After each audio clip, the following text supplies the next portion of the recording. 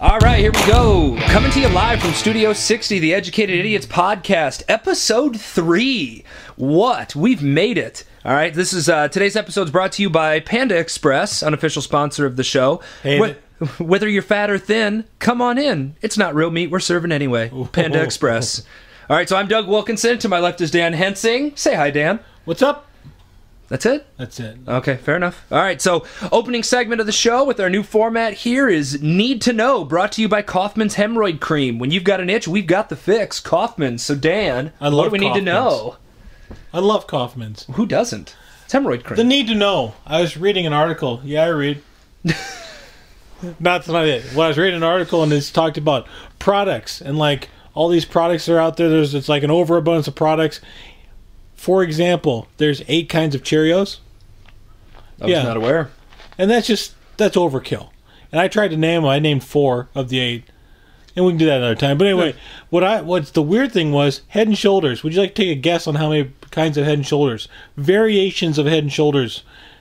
2? I don't know. What do you need? 25. Jesus. Yeah, there's 25 variations. They listed all of them. And here's the deal. I used to use Head and Shoulders. I know it sounds like I'm doing a commercial. It really does. Where I'm like, I've never had dandruff. I like the smell of it. Okay. I really like the smell of it. But then it got kind of weird because I was like, okay, I've changed to a more adult shampoo. Head and Shoulders is for kids. I didn't know that. That's the official sponsor of your tween years. All right. I use a shampoo now that's like kind of prevents balding and stuff like that. I don't know. For thin hair. Yeah, it's for thin hair. That's how we know we're getting older. All right. So that was Need to Know, brought to you by Dan. 25. There's 25 variations of Head and Shoulders. That blew my mind. I didn't know that. Well, okay. If you've got some other ones, now it makes me rethink a few products that are out there, like that I thought there was maybe 1 or 2 of, like Pop-Tarts. Like how many are there? I mean, there's tons of those. Huh. The article said a bunch of things. Okay. It also said, do you know what favorite shampoo of Jaws is? Head and Shoulders. No, I'm just kidding. God, here all week. That's a joke from 5th grade. Like what's in Jeffrey Dahmer's shower? Head and Shoulders. Like there you go. Kids, go to the Google machine and look those up. That's GTS. Fun. All right, so time for audience feedback. Our email of the day comes to us from Josh. Josh doesn't give us an origin. Just this comes from Josh. Josh says, you had such a unique take on horse racing. Thanks, Josh. What are your thoughts on the World Cup? What's the World Cup? I don't even know what that is. I don't get soccer. I'm a stupid American. Like I'm gonna call it soccer, and it's not football. Like Ray Lewis will take you on if you're a Euro trash watching soccer. Take Ray or OJ. They killed people allegedly. Like take them on, and if you win, I'll call it football. But until then, I'm sorry. So I don't care about the World Cup. I didn't know that's what they called it. They called it football? World Cup? Oh, yeah, that's the big soccer tournament that's their Super Bowl? I guess, yeah. Okay. There's like a bunch of countries that are battling out. We're not great at soccer, so that's probably why I don't care, but I never played soccer growing up. I go off the fact of if you watch something and you really don't know what's going on, someone has to explain it to you. I think, and people are like, well, it's easy. No, it's not. I don't find that easy. Yeah. I don't find the strategy. For some reason, in sports I've played, I know what's going on. That one I don't. Yeah, I would be the annoying fan, like asking the person who knows what's going on 50 questions. They wouldn't be able to pay attention, so it wouldn't even be worth it. And we would be awful at soccer, you and I. Oh God, we'd be terrible. Well, speak for yourself. I'm way fleet of foot.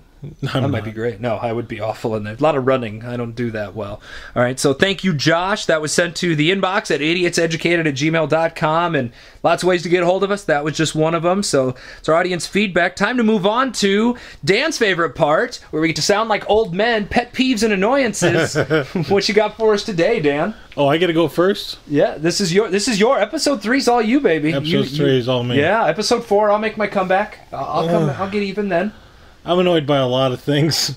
Here's one of them, just to throw it out there to you. People that when they're driving down the road, a lot of it's driving, so I have just road gonna say rage. your last one was trucks, so now we're going people who don't drive trucks well enough. People that don't use their signals. It's not hard. I hate that. It's a flip up or down. It's not hard.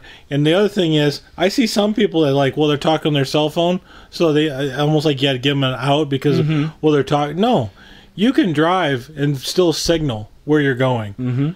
and you probably shouldn't be talking anyway, but that's whatever the point. But I'm just saying, you should be able to signal, especially if you're crossing traffic. Sure.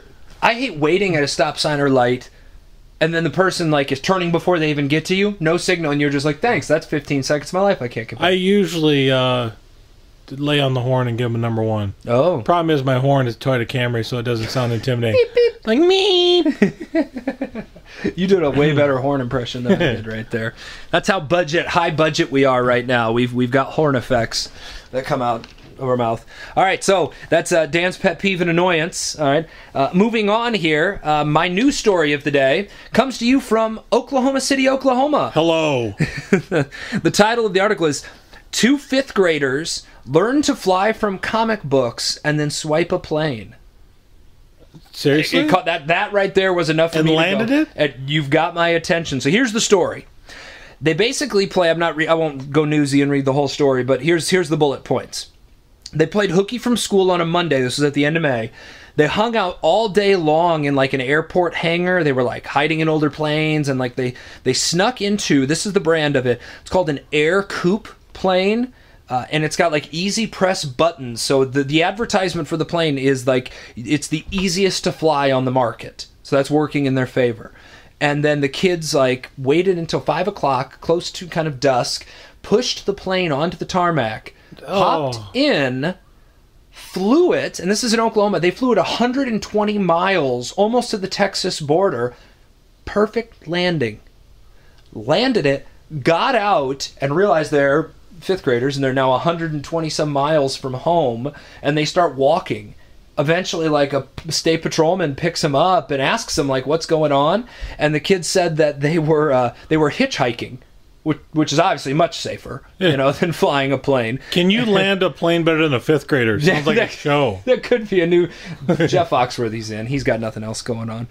So the police, they figure out the truth when they found 8 miles away from them, they found the plane was just abandoned, and they tracked the flight because, like planes have to keep track. That's a long way to hitchhike. And so they ended up catching that. They kind of found the story unravel. The people at the airfield, like the airport hangar and stuff, like, A, how do you not notice 2 like 5th grade kids pushing this plane? B, it's obviously not a huge plane if these kids are like just kind of pushing it down the runway. But then they're not even going to press charges or anything. They didn't know the plane was even missing. They just assumed that the boss, the owner of the company, like had just taken the plane out. Oh, wow. So when he showed up, they were like, "We are down 1 plane, boss." Like, I don't know how much these planes cost or anything, but so then they kind of how do they stick the landing? It doesn't go into details, but apparently it's like they learned it from the comic books. Is the big thing that they like watched. They read enough like I'm sorry, you're not going to get laid at the end of the night with your comics, but apparently you can steal planes. Like, that's I read Archie and Jughead. They didn't do anything. They had nothing like that. Suck on that one, Batman. So yeah, I don't know. But yeah, they're not even going to press charges. And the biggest thing they said, why, is it was like a perfect landing. They're more impressed with what the kids did than they are like worried about them ending up in juvie or something like that. That's a great story. Yeah, I'm setting forward. Yeah, he is. We're still working on the video portion of life here, but yeah. Well, that's probably good because my mouth been open the whole time. Dude, in 5th grade, I couldn't even tie my shoes. I mean, which might be a bad... I could have pushed a plane in 5th grade. Well, yeah, I was probably big as a plane in 5th grade. Maybe that's why I couldn't tie my shoes. I couldn't bend down to get to them. But, like, I could barely pass the driver's test in high school. Like, I mean, like this 10-year-old kids, well, they probably 10, 5th grade? Probably 10. They flew a plane 120 miles... Stop short of Texas. Yeah, so there you go. So take that for what it's worth. But all right, so that's episode 3. Again, you can find a lot of ways to hit us up. If you've got great stories to share, your own kind of things, let us know. Popping up on the screen, you can see all the different places you can get to us: Twitter, Facebook, YouTube channel, website. But I appreciate you listening. Can't we get a stalker to call in or something? Or I'm working on it. Just someone that's just a little irrational. We'll play with you. Yeah, I'm hoping for the hate mail. Maybe we'll get some of that coming our way. I love hate mail. Yeah, we can make that work too. All right, so yeah, find a way to get in touch with us. But appreciate you listening. That's episode 3's a wrap. That's Dan. I'm Doug. Educated Idiots Podcast.